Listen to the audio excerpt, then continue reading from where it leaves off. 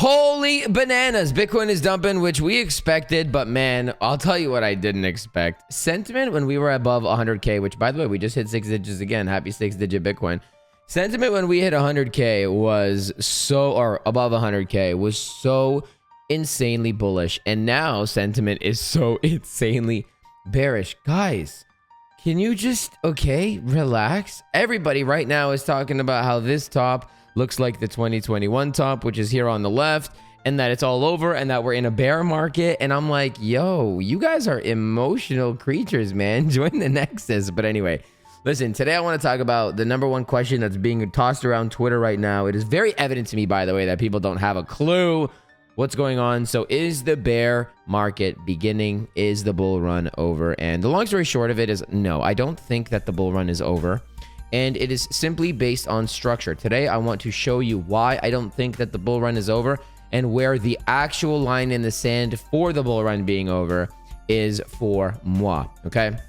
Very first thing we need to understand is that this high is very different than this high. Why is it very different?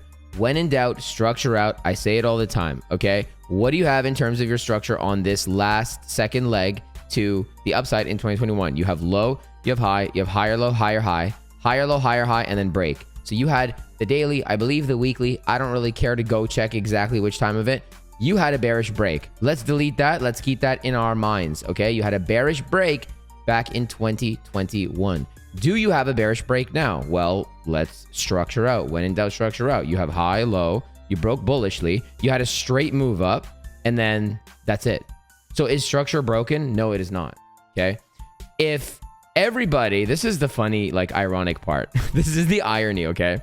If everybody got what they wanted, which was Bitcoin just going up forever, then there would be a serious case to be made if we were at these prices now that the bull run is over. So without even knowing, like, people don't know what they want, like, and look, I don't blame them. You don't know what you don't know, but there's a lot of ignorance in this industry. A lot of people that think they know what's going on and really don't. So the ironic thing is that if they got what they wanted, then I would be making a completely different video right now. I would be saying there's a real potential, but that did not happen. Okay. We did not take out that high again. In other words, what is your structure? We have low, we have high, we have lower low SFP, and you broke bullishly on one straight shot up. And that is your whole structure. So there's good news and there's bad news. The good news is, for me, no, I'm not going to sit here and say that the bull run is over, because it doesn't make sense that the bull run is over to me based on structure alone right now. Just doesn't make sense. So everybody that's tweaking on Twitter, okay, everybody that was calling for way higher last week and the week before, telling you to buy the dip, and now they're telling you it's over, crash and burn, whatever. Everybody needs to take a chill pill, okay? Stop trading, stop investing based on emotions. And by the way, none of this has to do with war, okay? The Nexus was super short. Why? Did I know that they were going to do the war, the like US Israel attack, whatever? I'm not going to talk about that. Did I know that they were going to do that? No, I didn't. Why were we short? How did I know? Here's your structure. Okay, this is your structure right now. In order for me to have called this a bear market, like I said, I would have need to see that high get taken and then us break structure. Why? Well, when that happens, not only are you flipping structure on the daily time frame, but you would also be confirming this swing failure pattern of the all-time high, which means at that point my target would be down to here. Remember when I said there was a bittersweet news? Well, let's talk about the good and the bad of what's going on right now. Depending on your perspective, the good news is that the bull run is probably not over. Now, I'm just going to say this because I didn't say this at the beginning. Guys, I'm not a financial advisor. This is not financial advice, and I don't know. Okay, I'm not going to sit here and say that this is going to retire your entire bloodline because I don't know. And I'm not going to sit here and say that it's all over because I don't know. So I'm just giving you guys my analysis based on the things that the ways that I have found success, and that's it, okay? So the good news is that I don't think that the bull run is over. Again, depending on your perspective of it. For me, I would like the all-time high to get taken out again. Then you have nice, swift structure that we can work with. In the event that we take out that high, then guess what? If you do take out the low, wherever the low is, right? The low could be here, it could be here, it could be here, which we're going to talk about in just a second. But wherever that low comes in is where, when that low goes, I'm going to say, okay, boys, pack it up. We're probably at the end, depending on what happens, okay? Things change all the time, depending on what happens. But that's the good news. That's, whatever. The bad news is because of the nature of this rise, which we're going to investigate in just a moment, right? We're looking for the higher low. We have, like we said, you have high, you have low, and you have break. So we never really had any, we had consolidation. We left a lot of liquidity, which we're going to talk about in literally 10 seconds. But we're looking for the higher low. Now, the bad news is, where could that higher low come in? Let's go to the 4-hour time frame. Okay, let's erase it. We already know we're looking in between this low and this high. Okay. Excuse me for hiccuping. Sorry. Where could the higher low come in? Realistically, it could happen anywhere, obviously. But here's what we need to understand. First of all, you have 2 equal lows on the low. Okay. Second of all, you had a horrible move to the upside. Like, this entire rise was a garbage, trash move to the upside. In my opinion, this should have never even happened. In my opinion, we shouldn't even be up here in the first place. Okay. It is what it is. This range sucked. This range sucked.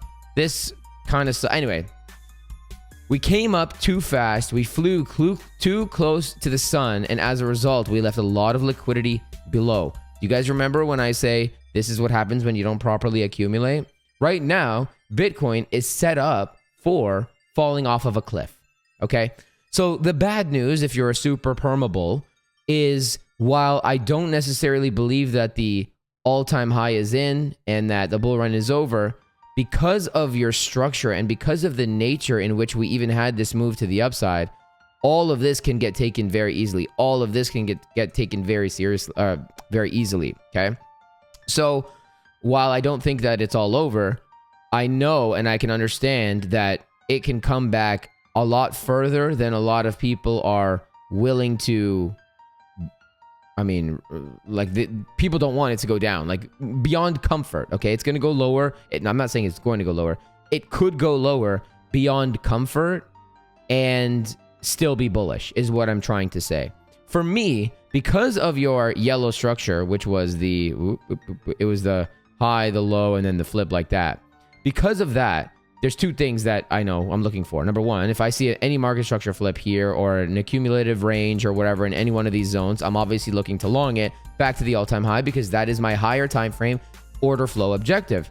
However, I'm also unaware of the possibility of Bitcoin SFPing that 74K low again, because based on structure, you're looking for 2 things right now. You're either looking for a flip somewhere in this leg, or you're looking for that same flip to happen as an SFP of that low if the expectational order flow is going to actually remain to the upside. And because we front ran our 73K zone back when we had the 74K low, and then we came up in a very, very stupid fashion, like I said, it's set up for something like that. Depending on your view of the market, depending on if you're a bull, depending on if you're a bear, whatever, it might get ugly, okay? And this could be a very fast move to the downside. What happens in when you have fast moves up, you have faster moves down, and vice versa, okay? We also, we're on the brink of war and all that. Now, again, I don't think that the war is the reason for this. I think that it is, it enhances the move, but I think that Bitcoin was always destined to do this. And like I said, if everybody got what they wanted, which was higher prices, then you probably would actually be in a bear market now. But because people didn't get what they wanted, they don't know, man. They don't know they don't know that they didn't actually want that. Okay, let's just leave it at that. So until that weekly structure basically flips bearish, I can't say that the bull run is over. I would be looking for a higher low, and I have to say, higher time frame stuff, if you start getting below like 67K, yeah, obviously we pack it up. But I mean, this could happen here, this could happen here, this could happen here. Well, you could pull your golden pockets, however you want to do your analysis. Are we going to get down there? I don't know. Right? I don't know. I'm long right now, but no, I don't know. And yeah, that's what I think. I don't think that the bull run is over. Of course, I could be wrong. I'm down for it to be over. I like bear market trading better anyway. But yeah, that's basically the long story short of it. Was that enough? Guys, if you like the content, make sure to hit like, subscribe, and I'll see you guys in the next one. Peace out.